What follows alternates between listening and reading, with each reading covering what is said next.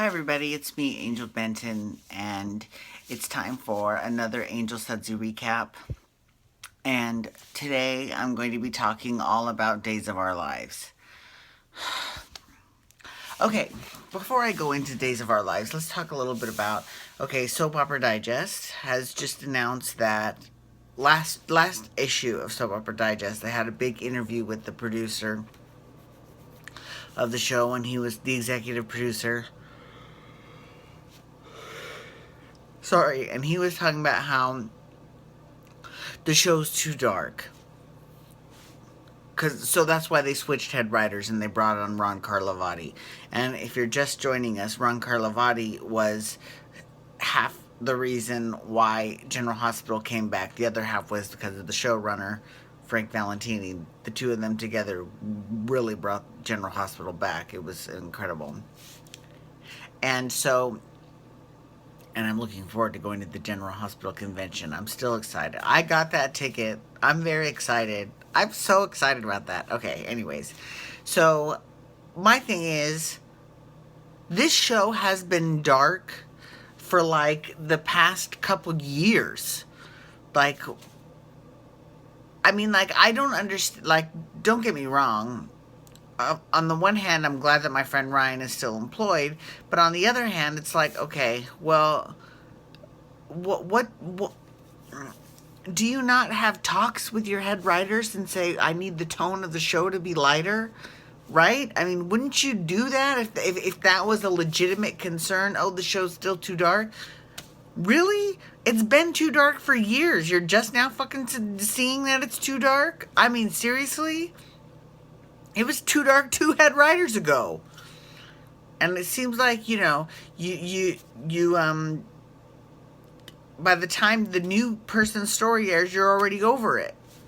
So that's a little bit frustrating for me. Hopefully when Ron Carlivati starts, everything will change and it'll get a lot more whimsical and funny and, but we'll see.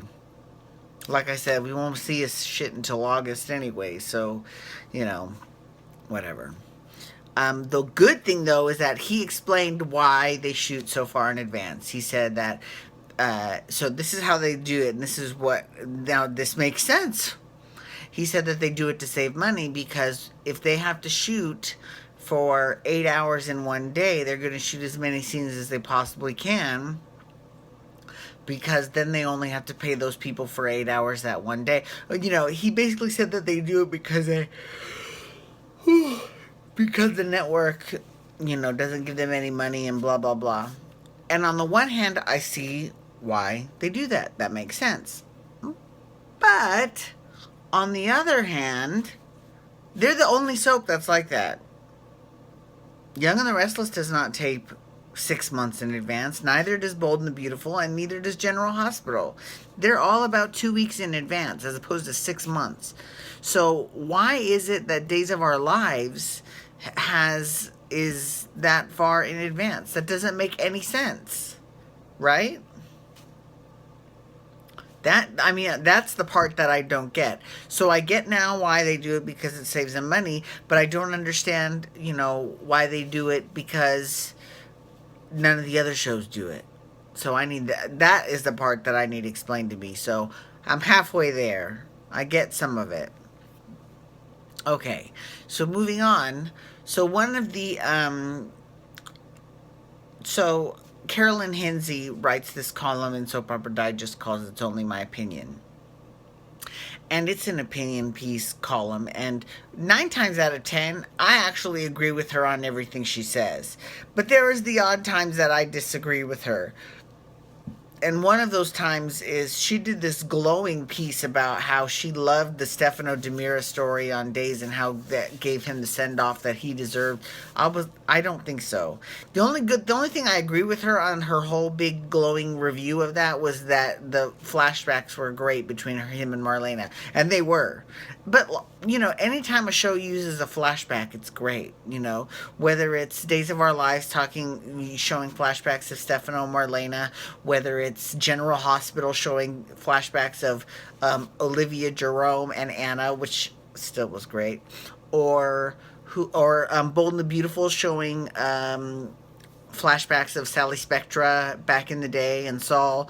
I mean, those are all really great ways to use your own show's history um, to further current story. It's wonderful. And I will agree with her on that, but everything else about that I completely disagree with. I felt like it wasn't respectful to the actor. First of all, he died like what, in November?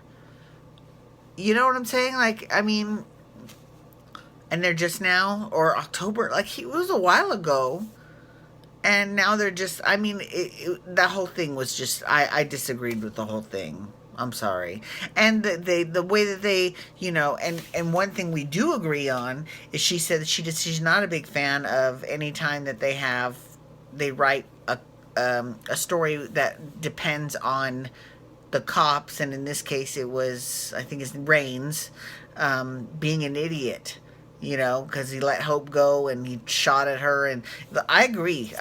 That is very sloppy, and it's just lazy writing. So I totally agree with her on that, for real. I just don't agree about the whole Stefano thing, that's all. So, also in Soap Opera Digest, they had a blind item.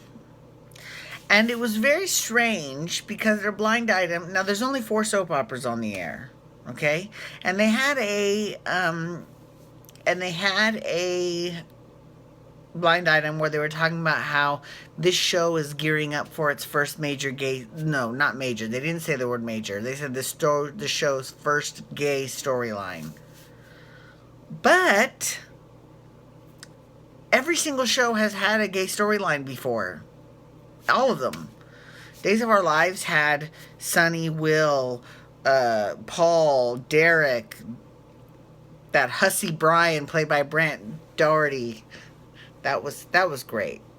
But like Neil, who was the guy that Will made out with. I mean, like there's a whole bunch of homosexuals in Salem, which is great, right? General Hospital had a love triangle with Lucas and Felix and Brad, right? And they've got Christina and Parker also. Okay? And then Bold and the Beautiful had Karen and Danielle, who are the mothers of Caroline. And then Young and the Restless. Young and the Restless was good because it had Philip and Rafe. And let's not forget that time that Adam took a dip in the man pond. Adam Newman would do whatever it takes and whoever it takes to get what he wants. So that's what I was really hoping for when Justin Hartley came back on the show. I was like, is Adam going to start liking boys again? Yeah, that didn't happen, but a girl can dream. So that just, so the whole blind item thing is just making me puzzled. I'm like, every show has had a gay storyline. So what show is gearing up for its first gay storyline? It just strikes me as being either A, kind of weird, B, they're talking about some other show, like maybe a primetime show, maybe. It's not really in their lane, but okay. Or maybe who wrote it is an idiot and doesn't really know the history of the 4 shows. And I haven't even been watching the show that I've been watching. Probably the least amount of time is probably Young and the Restless, but still, I know all of that shit. And you know what I'm saying? So that just seems to me like that sloppy work also.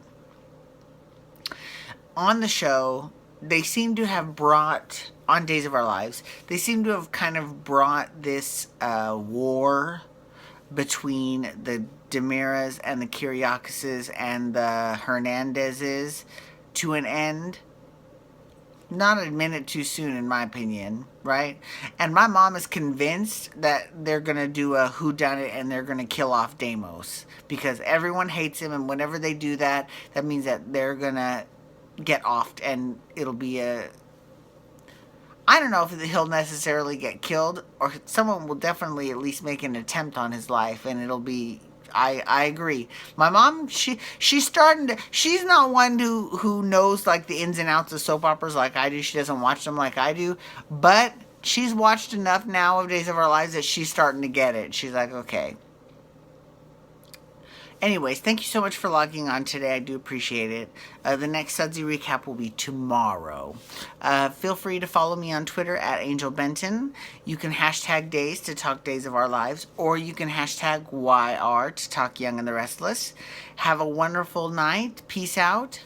Wubba wubba wubba.